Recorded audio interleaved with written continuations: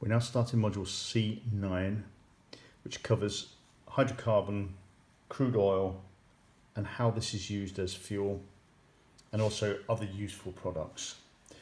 So we're going to look at different processes like cracking. First lesson, we need to be able to describe and explain how we use fractional distillation to separate out all the different substances in crude oil. We're going to look at alkanes in particular as a group of molecules. They are part of a homologous series, which is a group of molecules with very similar chemical properties because they have the same functional groups and arrangement of atoms. So we're going to look at that in a bit more detail. First things, we're looking at the equipment. We have a round bottom flask which contains our mixture of liquids, and that sits in a heater. Attached to it is a column, glass column, filled with tiny little glass beads. Thermometer at the top linked to a condenser, and a beaker for collecting the fraction. And the process that occurs is, as this mixture of liquids is heated, the liquid with the lowest boiling point will rise up first. As it rises, it cools, and eventually will reach the top here and cool down in the condenser, and is collected here as a fraction, which is the distillate. Okay, so excuse Orly having a shout outside. To name hydrocarbon molecules, we follow quite a smart process. Bit odd to start with, but once you get used to it, it's very powerful. So any molecule that has one carbon atom in it will have the prefix of meth. So this could be methane, methanol, methanoic acid. They all contain one carbon atom. However, they all belong to different families. So the family we're going to concentrate on in this module are the alkanes, and they all have the same suffix or surname, ane. So the molecule with one carbon atom in the alkane family is methane, and it will have this structure. Two carbon atoms is eth, so ethane. Three carbon atoms is prop or prop, and four is bute.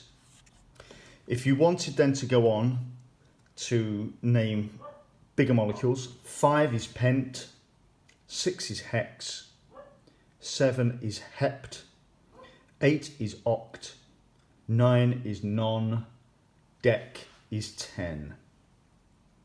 So crude oil is a finite resource. Eventually it's going to run out. There's only a certain amount of it. And it's found in rocks. It's a mixture of hydrocarbons. Hydrocarbons are molecules containing mainly hydrogen and carbon. They can contain other elements as well. It was formed over millions of years from the remains of tiny, ancient sea animals and plants. Mainly plankton that were buried in mud.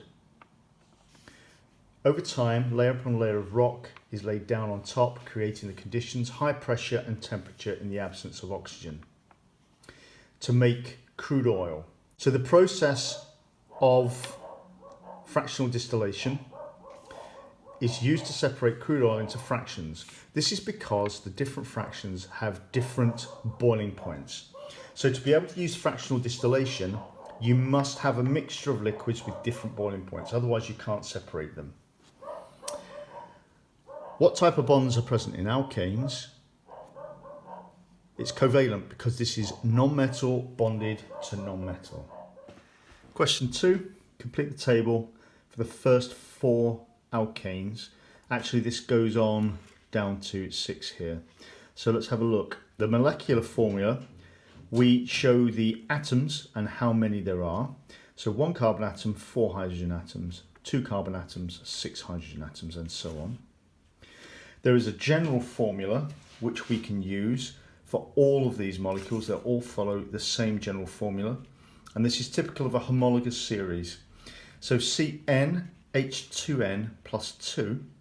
So if we substitute 1 for N, this will be CH4. If we substitute 2, which is ethene here, it's going to be C2H6. Okay, and then to draw the displayed formula, we draw them out like this. So one carbon atom, each carbon atom has 4 bonds, 4 single bonds, and each one of those is attached to a hydrogen atom. When we start to draw more than one carbon atom, we join the carbon atoms together first with a single bond, and then the remaining bonds are all hydrogen, and we continue that process down here. So if we were then to do C6, we do 6 carbon atoms in a row,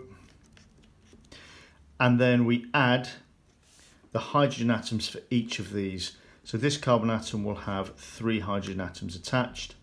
It's got another bond there, so it's 4 bonds altogether. This carbon atom's got 4 bonds altogether, so it's got another 2 here. So there will be hydrogen. So all the ones in the middle have got 2 hydrogens attached. The ones on the end have got 3. Okay, sorry, this is a bit messy. And we're done. Okay. So, moving on to the questions then.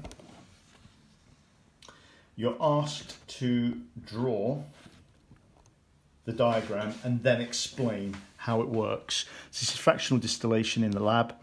This is a simple apparatus. You're going to see a different set of apparatus in the subsequent lessons which show how crude oil is separated. But in the lab, this is how we would do it. So we have a heater here, and inside the heater sits the round bottom flask with a mixture of liquids in it. We have a column attached with glass beads in, and this helps with the condensing of vapors. So it encourages the most volatile, the liquid with the highest boiling point, the lowest boiling point, to rise up first, and is then condensed in the condenser here and collected as the distillate. Okay, it's not 100% pure, and that's because some of the other liquids in here with higher boiling points will still rise up in small amounts and condense and be collected. Okay, so you would have to then take your distillate and then continue the process again, put it back in here, and then keep distilling it to purify it further. Remember here on the condenser to label the water going in at the bottom and it comes out at the top. Okay. Okay, explain what is meant by, so we want some definitions here. Hydrocarbon is a molecule containing mainly carbon and hydrogen atoms. Fractional distillation is a process to separate mixtures of liquids.